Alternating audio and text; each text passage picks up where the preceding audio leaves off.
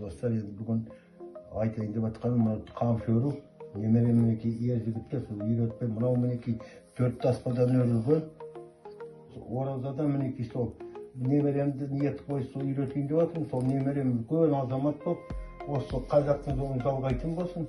Міне мынау әдемілік үшін салынатыны шашақ әдемілік үшін. Ал енді өруді бастайық. Бұлай өріп ерді стоп тұр сенде, қозғалмай стоп тұр. 4 таспаны міне бұлай тас бұлай, мұнан бұлай әкелеміз астына. Көрдің бе балам?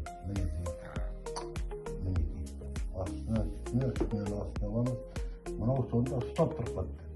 Сонда міне бейткеді мынау әркім үстінен кетті. Енді көкпен екеуінің ортасында тағы да көк келеді. Мына біздің өріп атқанымыз салт қамшы дейік. Бұл ер жігіттердің қол ұстайтын қамшысы. Соны ұзын құнық деген болады. Ол ұзын болады, мынау қысқа, ыңғайлы. Ол ат мінген жігіттердің серігіден болады.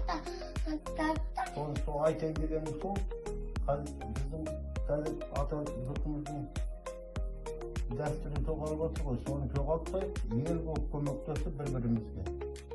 Салт қамшы деп айттым ғой, бұл салт қамшы құнық бар, ұзын болады. Оған қайыс жоқ қазір өруге. Мен жіптен өрдім өзім.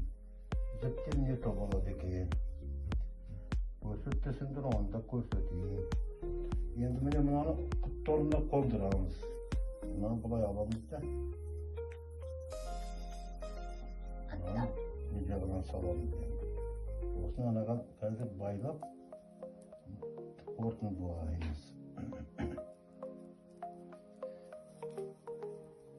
Мынау ұзын болмау керек. Тарту керек бұлай бар.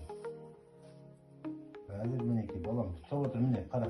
Анадан ұстап, мынаны ұстап отыр, мынаны. Мынаны ұстап отыр. Ұстап отыр, мен қазір мынаны тартам, сен қатты тарт. Вот, мінеки, қазір мынаны енді бір тартамыз да, сонан кейін мынаны әдемілі шашақ қыламыз қазір. Сонда көрінеді, істеген істің мені шығады. Вот та.